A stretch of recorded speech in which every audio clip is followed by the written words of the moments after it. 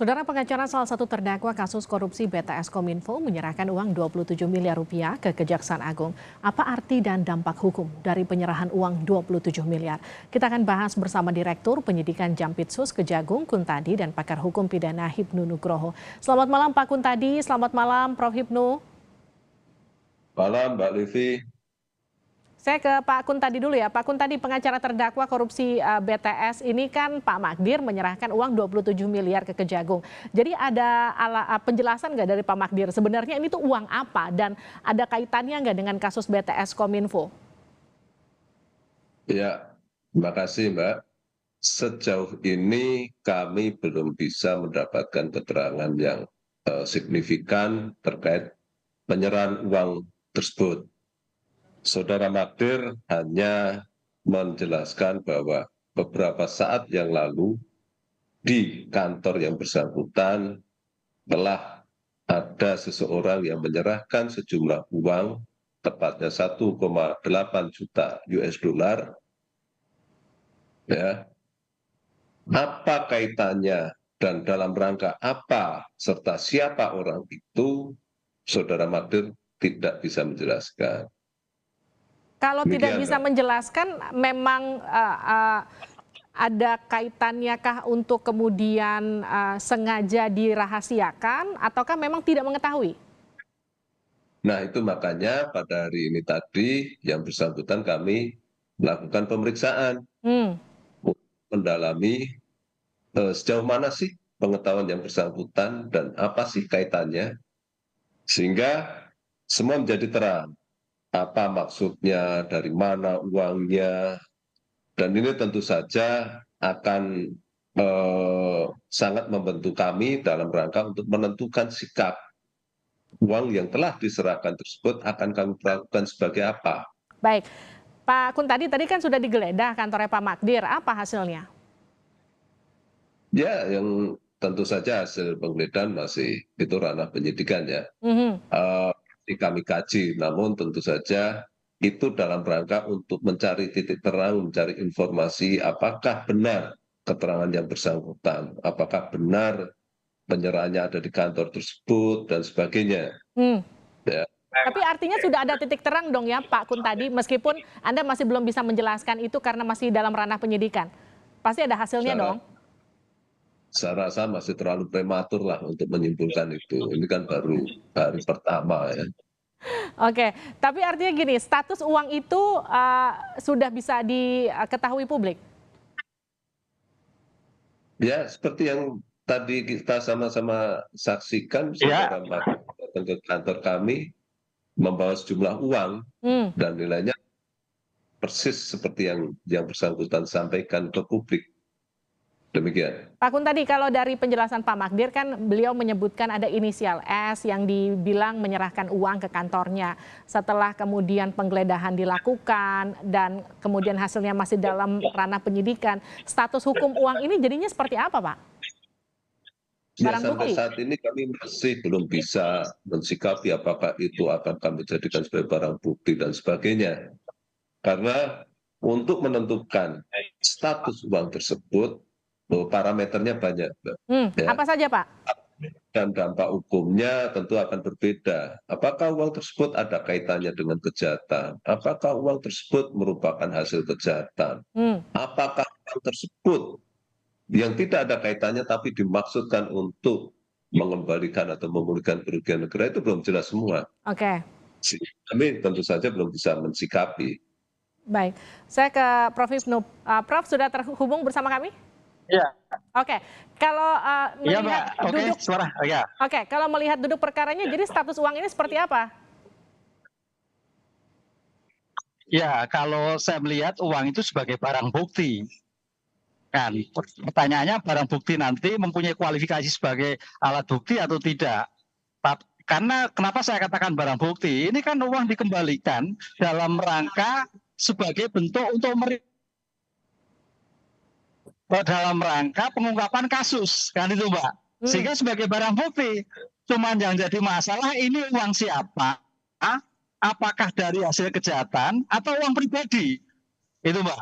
Oleh karena itu, saya kira bisa dijelaskan ini nanti di sana kan ada CCTV ya, uangnya siapa, siapa yang mengirim. Saya kira ini harus dikembangkan semuanya sehingga duduk permasalahan uang yang 27M itu bukan uang kecil loh, Mbak. Sehingga kan bisa membawa siapa, dari mana, oleh siapa, nggak ada yang sulit.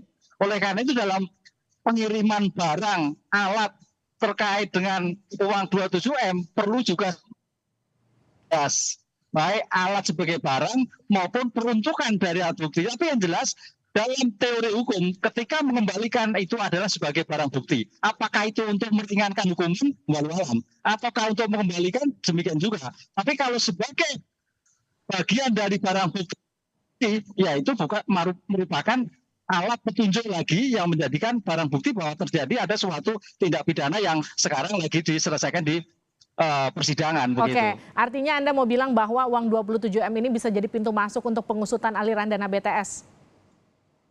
Seperti yang disebut di Iya, BAP-nya betul, Pak betul. Dan Irwan? itu membuktikan kembali.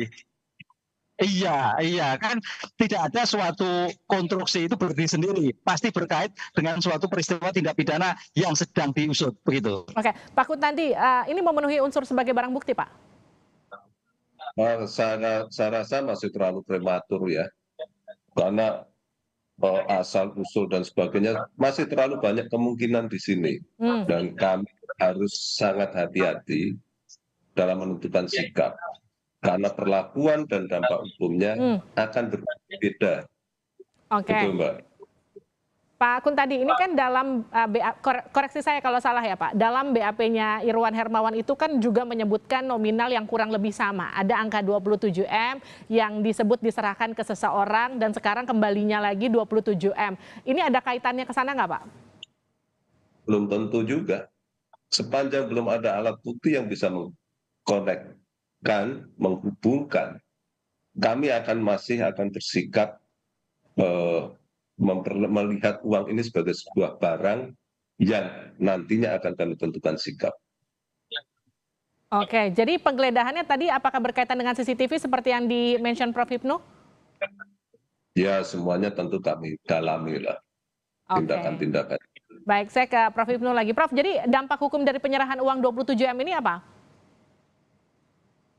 Dampak hukumnya sekarang orang memberikan suatu dana ke penyidik itu pasti ada maksudnya, Mbak. Maksudnya apa? Terhadap perkara yang sedang diperiksa, kan gitu kan.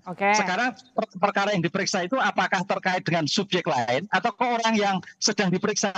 Pasti ini keterkaitan. Nggak mungkin loh, Mbak, ujuk-ujuk membalikan 27M lagi kan gitu loh. Saya sepakat, Nadir memang harus hati-hati menunjukkan seperti itu. Tapi dalam konstruksi hukum, ilmu hukum, ketika memberikan barang bukti, alat, bagaimana konstruksinya memang perlu penjelasan. Tapi itu adalah bagian dari pintu masuk terhadap perkara BTS yang ditangani. Apakah terhadap tersangka A, B, C atau yang lain, itu lain soal. Tapi bagian keseluruhan barang bukti yang sedang diungkapkan sekarang ini.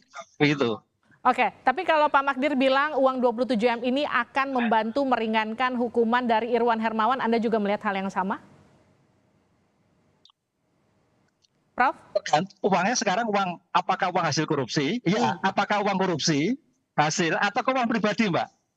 Kalau sebagai perkaitannya dengan hasil yang sedang diperiksa korupsi, saya kira kok enggak. Tapi kalau sebagai uang pribadi, sebagai bentuk tanggung jawab bahwa telah menghabiskan uang negara, bisa. Tapi kan putusannya belum jatuh, Pak.